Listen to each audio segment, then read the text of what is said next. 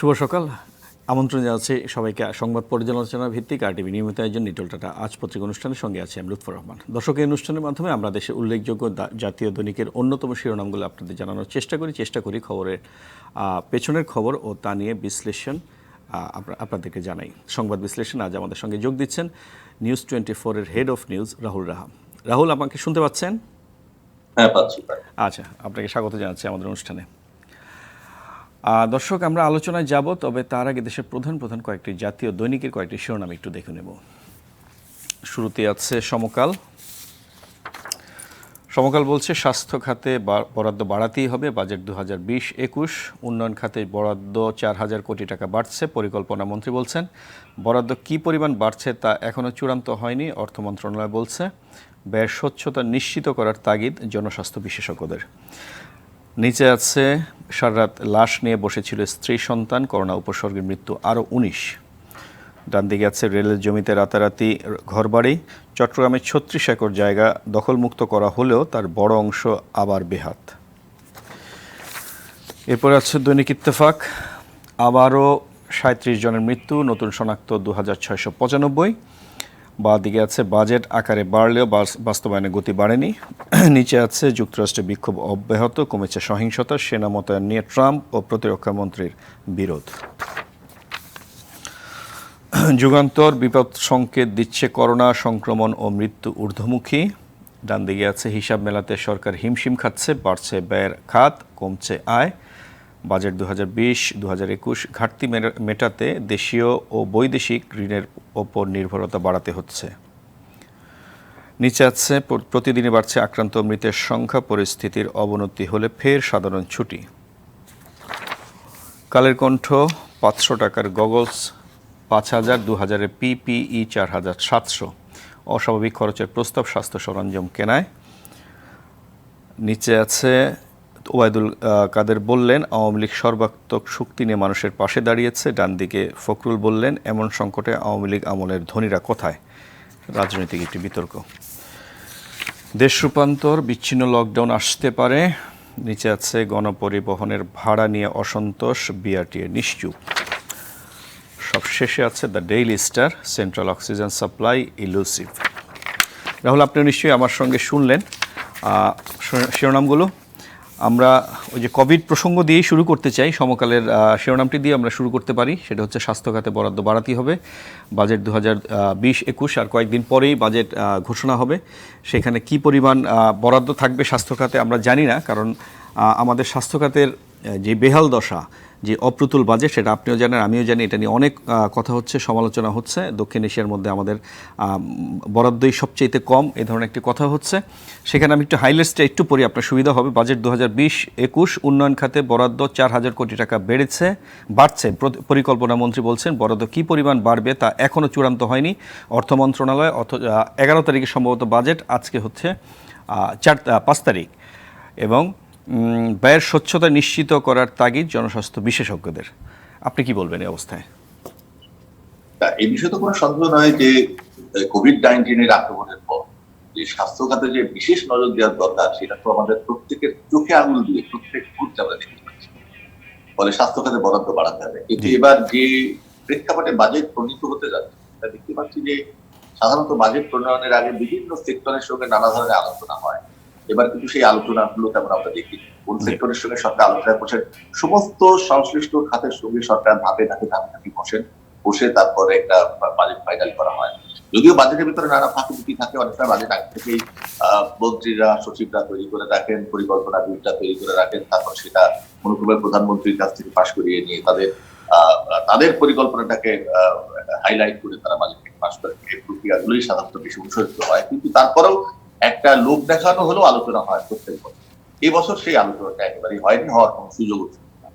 ফলে বাজেট কিভাবে কি হতে যাচ্ছে, যেখানে পরিকল্পনা মন্ত্রী এখনো বলছেন যে এখনো তিনি নিশ্চিত নন যে স্বাস্থ্য খাতে কতখানি বরাদ্দ দেওয়া হবে। কারণ সরকারের ভিতরে চিন্তা করছে যে স্বাস্থ্য খাতে বেশি বরাদ্দ দেওয়া দরকার। আমার বক্তব্য হচ্ছে স্বাস্থ্য খাতে বেশি বরাদ্দ দেন বা না দেন, যে বরাদ্দ আপনি দেন সেই বরাদ্দটাকে ঠিক মতো ব্যবহৃত হয়। যে বরাদ্দটা দিচ্ছেন সেই বরাদ্দটাকে আমরা ডাক্তাররা, চিকিৎসা সরঞ্জাম, নার্সের ক্ষেত্রে, চিকিৎসার অন্যান্য কর্মী নিয়োগের ক্ষেত্রে, যেমন মেডিকেল টেকনোলজিস্টের ব্যাপক অভাব। অথচ 30,000-এর বেশি মেডিকেল টেকনোলজিস্ট ট্রেনিং নিয়ে বসে আছে, তাদেরকে নিয়োগ দেওয়া হয়নি গত 10 বছরে। ফলে স্বাস্থ্য খাতের জবাবদিহিতার বিষয়টা সবচেয়ে গুরুত্বপূর্ণ। এই যে আমরা দেখতে পেলাম যে করোনা আক্রমণের পরে একটা বিপুল সংখ্যক ডাক্তারদের একটা বড় অংশই তারা চিকিৎসা করতে এসে নানা গড়িমসি দেখালেন প্রথম দিকে। তারপর তাদেরকে কি বলা হলো যে 7 দিন আপনি চিকিৎসা দেবেন, 14 দিন 5 স্টার হোটেলে কোয়ারেন্টাইনে থাকবেন, তাদের জন্য বিশেষ প্রণোদনা ঘোষণা করা হলো। তারপর তারা আসতে শুরু করলেন। তারপরও এখনো কোথাও কোথাও অভিযোগ পাওয়া যায় যে ডাক্তার পাওয়া যায় না। আপনি একটি শিরোনাম করছিলেন সারা রাত ডেড বডি নিয়ে বসে আছে। এটা আসবো আপনার কাছে। আমি আলাদা করে এই বিষয়টি নিয়ে একটু আলোচনা করব। এটার সঙ্গে আমি একটু যুক্ত করতে চাই। আপনি একটু আগে যেটা বললেন যে বরাদ্দ যাই হয় তারপরে সেটাও কিন্তু ঠিকমতো ব্যবহার হয় না, সেটার মধ্যে দুর্নীতি হয়, তছরূপ হয়, যেটা কালের কণ্ঠ বলছে, একেবারে লিড নিউজ করেছে। 500 টাকার গগলস, 5,000 টাকা, 2,000-এর পিপিই, 4,700 টাকা অস্বাভাবিক খরচের প্রস্তাব স্বাস্থ্য সরঞ্জাম কেনায়। জি বলেন। সেটাই মূল সমস্যা। আর এখন যে বরাদ্দ বেশি দেওয়া দরকার আছে সে বিষয়ে কোনো সন্দেহ নাই, কারণ আমাদেরকে মনে রাখতে হবে যে আমরা বিভিন্ন খাতে বহু ধরনের ব্যয় করছি। এখন আমি তো মনে করছি যে এবছর স্বাস্থ্য খাতে, গবেষণা খাতে এবং অন্যান্য চিকিৎসা, স্বাস্থ্য এবং শিক্ষা, এই দুটো খাতে বিপুল পরিমাণ বরাদ্দ দেওয়া দরকার যদি আমরা একটা সুন্দর বাংলাদেশ, সাস্টেইনেবল ডেভেলপড বাংলাদেশ করতে চাই। এ বিষয়ে কোনো সন্দেহ নেই। জি, তার আমি একটু দুঃখ প্রকাশ করছি। আমি বলেছিলাম যে আজকে 5 তারিখ, আসলে আজকে 4 তারিখ। আমি দর্শকদের কাছে একটু দুঃখ প্রকাশ করছি, সেই জন্য একটু আমার ভুল হয়েছিল। আচ্ছা, আপনি যেটা বলছেন সেটা প্রসঙ্গে আমি আসছি। যুগান্তরের লিড নিউজটি দিয়ে আমি একটু আবার আপনার কাছে ফিরতে চাই। সেটা হচ্ছে সংক্রমণ ও মৃত্যু ঊর্ধ্বমুখী, বিপদ সংকেত দিচ্ছে করোনা। আরেকটি হেডলাইন্স আছে আমাদের কাছে, যদি সংক্রমণ ঊর্ধ্বমুখী হয় তাহলে ফের আবার লকডাউনের দিকে যাবে সরকার, ছুটির দিকে যাবে। এটা তো আমরা বুঝতেই পারছি যে সংক্রমণ ঊর্ধ্বমুখী হচ্ছে এবং সেটা হবে, যেভাবে মেলামেশাটা হচ্ছে, যেভাবে মানুষ বেরিয়ে আসছে। এই বিষয়টা কেন এখন বলা হচ্ছে যে ফের ঊর্ধ্বমুখী হলে আবার আগের মতো লকডাউনে যাব আমরা? মানে সর্বনাশ একটা হয়ে যাওয়ার পরে আবার যদি আমরা এই আলোচনাটা আমরা প্রথম থেকেই করছি। আপনার খেয়াল আছে একসময় আমাদের স্বাস্থ্যমন্ত্রী বলেছেন যে কোথায় যে কি হচ্ছে আমি সবকিছু জানি না, মিসম্যানেজমেন্টের চূড়ান্ত চলছে, স্বাস্থ্যমন্ত্রী বলেছেন। আমরা এখন দেখতে পাচ্ছি যে সেই মিসম্যানেজমেন্টের চূড়ান্ত। এই যে ছুটিগুলো দেওয়া হলো, লকডাউন বলা হলো না, ছুটিগুলো দেওয়া হলো, তার ভিতরে হঠাৎ গার্মেন্টস কর্মীরা চলে এলো, আবার বলা হলো যে না লকডাউন, তোমরা বাড়ি চলে যাও। এই যে রাস্তাঘাটের মানুষ যেমন ইচ্ছে তেমন চলাফেরা করলো, এই যে বাজারগুলো খুলে দেওয়া হলো, আবার বলা হলো বাজারে নিয়ম মেনে চলা হবে। আপনি কি মনে করেন আমি বাজারে যাব, কারণ বাজারে যাব আর স্বাস্থ্যবিধি যতই মেনে চলি সেটা মানা সম্ভব হবে? আপনি কি মনে করেন আমি একটা যদি সুপার মলেও যাই সেখানে কি পারফেক্টলি স্বাস্থ্যবিধি মানা সম্ভব? আমি যদি স্কুলে যেতাম তাহলে কি মানা সম্ভব হতো? আমি যদি অফিসে যাই পারফেক্টলি কি মানা সম্ভব না? মানে কোথাও কোথাও লকডাউন করতে হবে, করা উচিত ছিল, দরকার ছিল। এখন বাংলাদেশে যে মিসম্যানেজমেন্টের কারণে যে ভয়াবহ পরিস্থিতি, গতকাল আমি একজন সরকারের প্রতি উচ্চ পর্যায়ের এই মুহূর্তে দায়িত্বশীল একজন ব্যক্তির নাম নাই বলতে চাই কারণ তিনি নাম প্রকাশ চান না, তিনি বলছিলেন যে হ্যাঁ আমাদের স্বাস্থ্য খাতে খুবই সমস্যা রয়েছে, আমাদের ম্যানেজমেন্ট নিয়ে যথেষ্ট প্রবলেম রয়েছে, এগুলো নিয়ে আমাদেরকে আসলে আরো সতর্ক হওয়া দরকার। প্রধানমন্ত্রী শত চেষ্টা করলেও তার যে সমস্ত অধস্তন লোকজন থাকেন তারা অনেকেই একটা গা ছাড়া ভাব দিয়ে চলবে এরকম একটা ভাব দিয়ে কাজ করে, যে কারণে হচ্ছে যে একটা মিসম্যানেজমেন্ট চরম হচ্ছে। এইবার আপনি দেখবেন যে আমি পুলিশ ছাড়া কাউকে পারফেক্টলি দায়িত্ব পালন করতে দেখি না, যে না ঠিক আছে একবার পুলিশদেরকে দেখলাম আর সাংবাদিকদের দেখলাম যে তারা যান প্রাণ বরাদ্দ রেখে চলছে।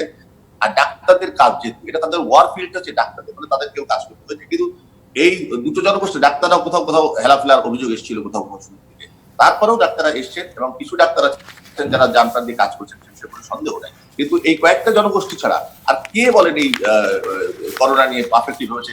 খালি হা হুতাশ করা, দীর্ঘশ্বাস ছাড়া, আতঙ্ক ছড়ানো, এর বাইরে একটা পারফেক্ট কার্যকর একটা পলিসি নিয়ে দেশটাকে এগিয়ে নিয়ে যাওয়া, এই কাজটা কে করেছে? আমি তো কিচ্ছু দেখতে পাচ্ছি না। এখন আবার লকডাউনের কথা আসবে কেন? ভারতে তো যখনই দেখলো যে লকডাউন শিথিল করার পরপরই যখন সংখ্যা বেড়ে গেল তখন তারা আবার জুন পর্যন্ত পুরো লকডাউন করেছে। আমরা কেন এরকম একটা সিদ্ধান্ত নিতে পারলাম না? আমরা কিসের দ্বারা পরিচালিত হচ্ছে? আমাদের পলিসি মেকাররা কিসের দ্বারা পরিচালিত হচ্ছে যা তাদেরকে সিদ্ধান্ত নিতে বারবার ডাইনে বামে করতে হচ্ছে? একটা ওভারঅল পলিসি নিয়ে কিন্তু দেশটাকে চালাতে হবে, তা নাহলে দেশের মানুষকে রক্ষা করা যাবে না। হ্যাঁ ছেড়েছেন তাহলে ছেড়ে দেন, বলেন যে না হার্ড ইমিউনিটির মাধ্যমে মানুষ বেঁচে থাকবে, যারা বাঁচার বাঁচবে, যারা মরার মরবে, এর ভেতর অর্থনীতি চালিত করতে হবে, কারণ জীবন ও জীবিকা দুটোকেই বাঁচানোর কথা তারা বলছেন। ফলে জীবন ও জীবিকা নিয়ে তারাই বেঁচে থাকবেন যাদের ইমিউনিটি হার্ড, তারা বেঁচে থাকবেন, যাদের ইমিউনিটি লো তারা বেঁচে থাকবেন না। এই লড়াইটা অন্যরকম, কিন্তু একটা পলিসি বলতে হবে যে ভাই তোমাদেরকে এভাবে চলতে হবে। এখন আপনি ওপেন করে দিয়েছেন, সবাই আস্তে আস্তে ওপেন আপ করছে, মানে আমরা বলতে পারি যে আনলক করে দেওয়া হয়েছে সবকিছু। এখন আপনি আবার হঠাৎ করে যদি শোনান যে আবারও লকডাউন হতে পারে, আবার হতে পারে, তখন কিন্তু মানুষ কনফিউজ হয়ে যাবে। এবং এই বিষয়গুলো যারা করছে, আমার খুব সন্দেহ হচ্ছে তারা সরকারের পক্ষে কাজ করছে না সরকারের বিপক্ষে কাজ করছে। জি, আমি গতকালকে আমাদের যে আলোচক এসেছিল তার কাছে আমি এই প্রশ্নটি রেখেছিলাম যে আমাদের যে স্বাস্থ্য বিশেষজ্ঞ যাদেরকে নিয়ে কমিটি গঠন করা হয়েছে তারা সবাই কিন্তু মিডিয়াতে বলছেন, নানাভাবে বলছেন, তারা কিন্তু এই যে 15 দিনের জন্য ছেড়ে দেওয়া হলো সব কিছু, তার বিপক্ষে ছিল। বরাবরই তারা বলছেন যে এটা বর্তমান সময়ে এটা আরও অনেক বেশি কঠোর করা দরকার ছিল, প্রয়োজনে কারফিউ জারির কথা তারা বলেছেন, কিন্তু হলো উল্টা। ওনাদের কথা কেন শুনছেন না? এই যে আপনি একটু বলেছেন যে আসলে কার কথায় যে চলছে, এক এক সময় এক এক ডিসিশন, তা আসলে কার কথা, মানে কি করবো আমরা আসলে? সেটি তো বুঝতে পারছি না যে কার কথা দেশ চলছে।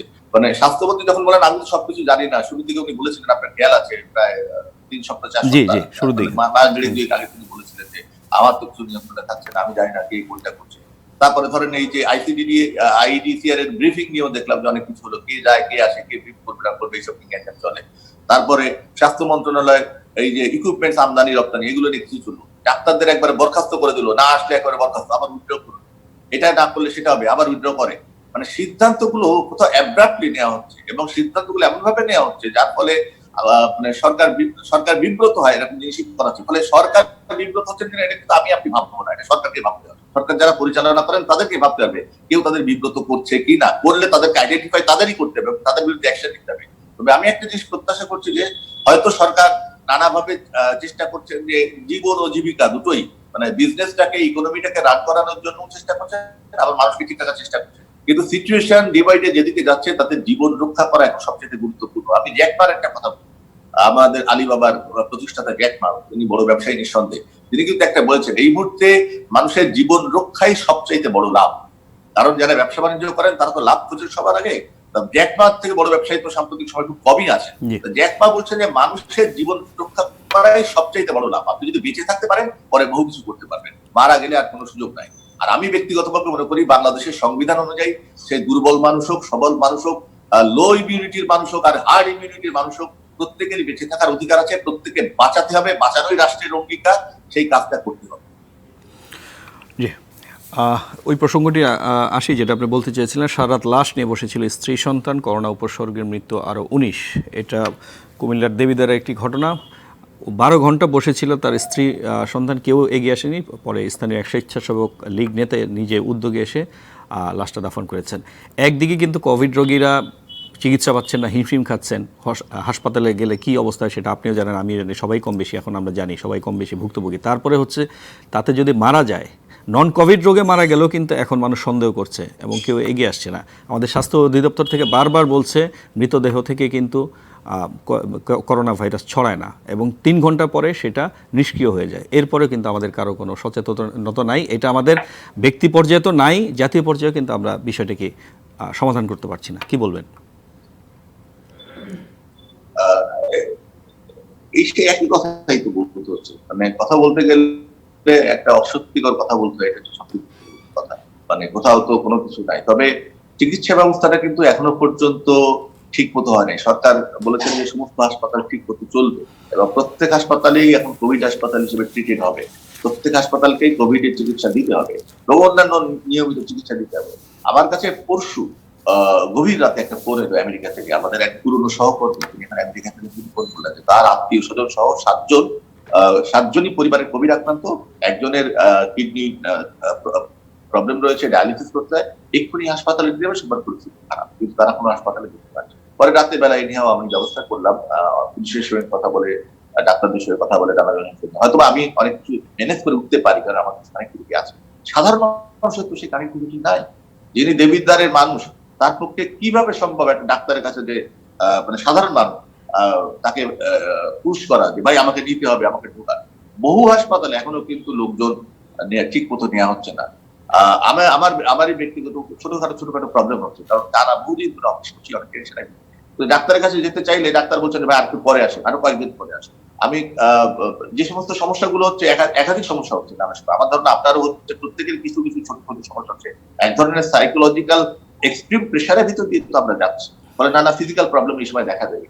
তো তারপরে আপনারা ধরেন কোভিড এর কারণে অনেক সময় বাইরে হাঁটা করছি না, রেগুলার এক্সারসাইজ গুলো ঠিক করতে পারছি না, ফলে নানা প্রবলেম হতে পারে। কিন্তু ডাক্তারের কাছে যান, ফোন করেন, যদি অ্যাপার্ট ফ্রম কোভিড কোনো রোগ আপনার হয় তাহলে ডাক্তার বলবে যে ভাই আপনি আরো কয়েকদিন পরে আসেন, কোভিডটা যান। আপনার কান ব্যথা, আপনি কয়েকদিন পরে আসেন। আপনার বুকে ব্যথা, একটু কয়েকদিন পরে আসেন। আপনার ডায়াবেটিক চেক আপ, আমি গত 3.5 মাসে ডায়াবেটিক। দর্শক বিরতির পর আবারও স্বাগত জানাচ্ছি আমাদের নিয়মিত আয়োজন নিটল টাটা আজ পত্রিকা অনুষ্ঠানে সংবাদ বিশ্লেষণে। আজ আমাদের সঙ্গে আছেন নিউজ 24 এর head of news Rahul Raha. Rahul, বিরতির আগে আপনি যেটা আলোচনা করছিলেন সেই আলোচনাটা যদি একটু চালিয়ে যান আপনি, তারপর আমরা অন্য প্রসঙ্গে যাব। যেটা বলছিলাম যে হাসপাতালগুলোতে এখনো পর্যন্ত স্বাভাবিক চিকিৎসা ব্যবস্থা ফেরত আসে। সরকার সবই ওপেন আপ করে দিয়েছেন, সবকিছু স্বাভাবিকভাবে চলবে স্বাস্থ্যবিধি মেনে, সোশ্যাল ডিস্টেন্স মেনটেন করে। কিন্তু হাসপাতালগুলোতে ধরেন অন্যান্য যে সাধারণ রোগ, যেমন ধরেন ডায়াবেটিস, হার্টের অসুখ বা কিডনির প্রবলেম, অন্যান্য বিভিন্ন প্রবলেম নিয়ে আপনি যখন চিকিৎসা করাতে যাচ্ছেন, তখন কিন্তু ডাক্তাররা পরামর্শ দিচ্ছেন প্রায়শই যে আপনি আর কয়েকদিন দেরি করে আসেন। আমি আমার ব্যক্তিগত অভিজ্ঞতাতে বলতে পারি, আমি ডায়াবেটিক পেশেন্ট, আমি গত 3 মাস 4 মাস ধরে কোনো চিকিৎসা করাতে পারিনি, টেস্ট করাতে পারছি না, রেগুলার চেক আপটা। কারণ ডাক্তাররা বলছেন এই মুহূর্তে হাসপাতালে যাওয়াটাও বিপজ্জনক, সেটা সঠিক। কিন্তু ফলে আমাদেরকে এমন একটা ব্যবস্থা করতে হবে যাতে আমি হার্টের পেশেন্ট যাতে ঠিক মতো চিকিৎসাটা পাই, রেগুলার চেক আপ করানো দরকার। আমরা দেখতে পেয়েছি যে বাংলাদেশের কয়েকজন ধনী মানুষ রেগুলার চেক আপ করবার জন্য প্লেন ভাড়া করে যুক্তরাষ্ট্রে গেছেন, অন্যান্য যুক্তরাজ্যে গেছেন, অন্যান্য দেশে গেছেন। আমার মনে হয় তাদেরকে অনেকে সমালোচনা করছেন যে তারা এভাবে গেলেন কেন, এত ধনী মানুষ প্লেন নিয়ে গেলেন। কিন্তু রেগুলার মেডিকেল চেক আপটা এরকমই গুরুত্বপূর্ণ যে অনেক সময় যদি আপনার টাকা থাকে তাহলে আপনাকে এইভাবে প্লেন ভাড়া করে যেতে হয়, কারণ এই চেক আপটা খুব গুরুত্বপূর্ণ, তাহলে আপনি সুস্থ থাকতে পারেন না। ফলে আমাদের হাসপাতালগুলোতে এই স্বাভাবিক চিকিৎসা ব্যবস্থাটা ফিরিয়ে আনা খুব জরুরি। এটি যদি ফিরিয়ে আনা না যায় তাহলে কিন্তু আমাদের আরো অন্যান্য খাতে প্রাণহানি হবে। আমি একটা বিদেশি স্ট্যাটিস্টিক্স লিখছিলাম, সেখানে দেখলাম যে এখনো পর্যন্ত করোনার থেকে বেশি নিহতের সংখ্যা প্রতি বছর হচ্ছে ক্যান্সারে, অনেক বেশি ক্যান্সারে এবং অন্যান্য নন কমিউনিকেবল ডিজিজে, কার্ডিয়াক অ্যারেস্ট, কার্ডিয়াক অ্যারেস্ট সহ বিভিন্ন ক্ষেত্রে অনেক বেশি মানে এগুলো থেকে 10 টাইম। ফলে আমাদেরকে করোনাকে নিয়েই যেহেতু জীবনযাপন করতে হবে, লিভিং উইথ করোনা, এই পলিসিতেই সম্ভবত সরকার করতে চাইছেন। ফলে যদি তাই হয় তাহলে হাসপাতালগুলোতে অন্যান্য চিকিৎসা পাওয়ার স্বাভাবিক ব্যবস্থাগুলোকে নিশ্চিত করতে হবে এবং যেটা করা দরকার এই মুহূর্তে অধিকতর মানবিক দৃষ্টিভঙ্গি দিতে হবে। সরকার যে নতুন 2000 চিকিৎসককে নিয়োগ দিয়েছেন, নতুন স্বাস্থ্যকর্মীদেরকে নিয়োগ দিচ্ছেন, সরকার যে আরো কিছু নিয়োগ দেবেন, এই নতুন ডাক্তারদের একটা বিশেষ দায়িত্ব মমতার সঙ্গে এই ট্রিটমেন্ট গুলো চালানো, রোগীদের সঙ্গে ভালো ব্যবহার করা। এবং অবশ্যই আপনি যখন ওয়ার ফিল্ডে নেমেছেন, আপনাকে ওয়ার ফিল্ডে নেমে গুলি খাওয়ার জন্য প্রস্তুত থাকতে হবে। যে কোনো মূল্যে প্রত্যেক চিকিৎসককে চিকিৎসা করতে হবে এবং মানুষের সঙ্গে মমতার সঙ্গে। ডাক্তারের একটা ভালো কথা শুনে ভালো ব্যবহার পেলেই মানুষ কিন্তু অনেকখানি সুস্থ হয়ে যায়। আমরা বহুকাল ধরে জানি এটা সত্য এবং এটা সাইকোলজিক্যালি ইফেক্ট এক্সট্রিমলি হাই। ফলে আমি মনে করি যে এই জায়গাগুলো দরকার। আমি চিকিৎসকদের কথা বারবার বলছি, চিকিৎসকরা আমাকে যেন ভুল না বোঝেন, আমি সেই বলতে চাচ্ছি। কারণ আমাদের এই মুহূর্তে আমাদের মূল ভরসা, আমি যদি বলি ঈশ্বরের পরে আমাদের মূল ভরসা এই মুহূর্তে চিকিৎসক। কারণ আমি বেবি সিটির একটা কথা মনে পড়ে যে বেবি সিটি বলেছেন আপনি যদি চিকিৎসকের কথা না শোনেন তাহলে চিকিৎসক আপনাকে ঈশ্বরের কথা পাঠিয়ে দেবেন, আর আপনি যদি ঈশ্বরের কথা শোনেন তাহলে আপনি চিকিৎসকের থাকতে পারেন। আমাদেরকে এই মুহূর্তে ঈশ্বরের পরে যেহেতু চিকিৎসকই আমাদের মূল ভরসা, ফলে তাদের কাছ থেকে আমরা অধিকতর প্রত্যাশা করবো, এটাই স্বাভাবিক। সেক্ষেত্রে দাফনের ক্ষেত্রে কি বলবেন? ঢাকা শহরে কিন্তু সেই সুবিধাটা আছে, কয়েকটি বেসরকারি সংগঠন, স্বেচ্ছাসেবী সংগঠন, তারা কিন্তু নিজ উদ্যোগেই ফোন পেলেই তারা চলে এসছে এবং তারা কিন্তু দাফন করছে। কিন্তু ঢাকার বাইরের বাংলাদেশে আল বাতাদুল সহ বিভিন্ন প্রতিষ্ঠান দাফন করছে, তাদেরকে মানে আপনি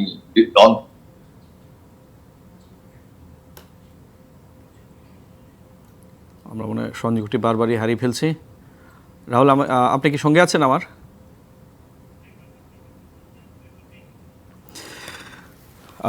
আচ্ছা, যে বিষয়টা আমরা আলোচনা করছিলাম, সমকালের সারা রাত লাশ নিয়ে বসেছিল স্ত্রী সন্তান, সেটা মোটামুটি দর্শক আপনারা শুনলেন আলোচনাটা।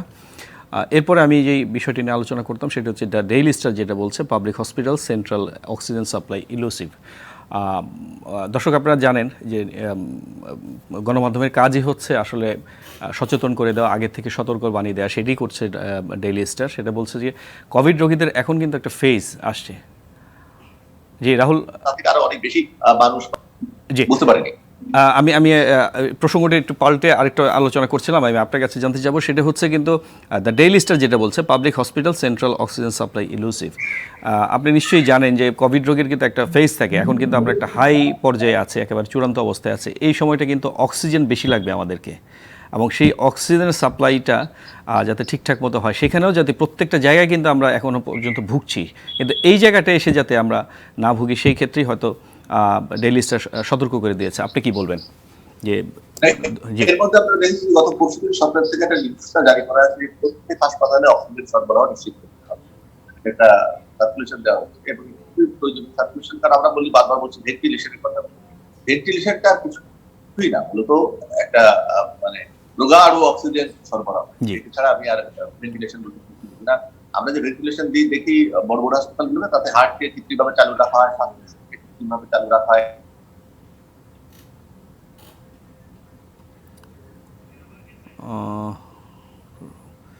নেটওয়ার্কে একটু সমস্যা হচ্ছে আমার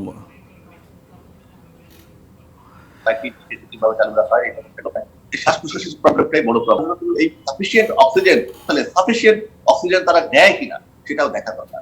আমার মনে অক্সিজেনের সরবরাহ সাফিসিয়েন্টলি বাংলাদেশে আছে, কারণ বড় বড় কারখানাগুলো তো অক্সিজেন লাগে, আর এই মুহূর্তে সমস্ত কারখানা ইকুয়ালি চলছে না, অনেক কারখানায় ওই আগের মতো ওইভাবে অক্সিজেনের প্রয়োজন হচ্ছে না। ফলে হাসপাতালগুলোতে, এবং আমাদের প্রায়োরিটিও সবার আগে হাসপাতালে অক্সিজেন সরবরাহ করতে, সেই বিষয়টা নিশ্চিত করতে হবে। এটা স্বাস্থ্য মন্ত্রণালয়কে, সরকারের এলডিডি মন্ত্রণালয়কে, অন্যান্য পরিবহন মন্ত্রণালয়কে নিশ্চিত করতে হবে, এবং সবাই একটা সমন্বয় করে আমার মনে হয় যদি অক্সিজেনটা শ্বাসকষ্টের রোগীকে ঠিক মতো সময় মতো দেওয়া সম্ভব হয়, তাহলে বহু লোকের প্রাণ বাঁচানো সম্ভব, এবং এটা কোনো কঠিন কাজ না অক্সিজেন দেওয়া।